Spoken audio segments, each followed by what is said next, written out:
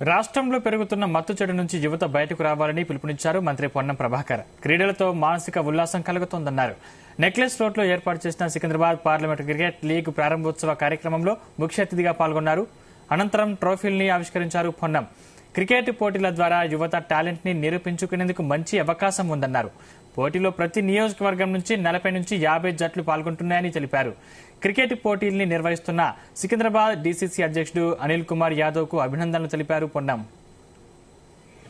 మీ యొక్క టాలెంట్ చూపెట్టుకోవడానికి ఒక ప్లాట్ఫామ్ ఇచ్చినటువంటి అనిల్ కుమార్ గారికి అభినందనలు తెలియజేస్తూ, యువత సన్మార్గంలో నడవాలి, సమాజం పట్ల అవగాహన కలగాలి.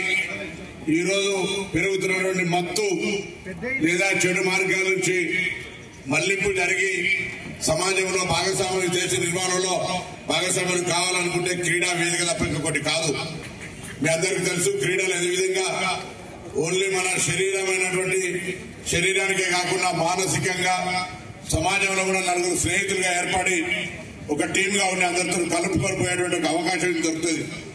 ఈరోజు ప్రతి నియోజకవర్గానికి 40-50 టీములు వచ్చి అక్కడ జరిగే పోటీల ద్వారా అక్కడి నుంచి రన్నర్ను తీసుకొని మళ్ళీ నియోజకవర్గం చొప్పున అందరూ తీసుకొని పార్లమెంట్ స్థాయిలో పెట్టి 2 లక్షల రూపాయల క్యాష్ ప్రైజ్ ఇస్తున్నటువంటి, అదేవిధంగా 1 లక్ష రూపాయల రన్నర్ కు మీ యొక్క టాలెంట్ చూపెట్టుకోవడానికి ఒక ప్లాట్ఫామ్ ఇచ్చినటువంటి అనిల్ కుమార్ గారికి అభినందనలు తెలియ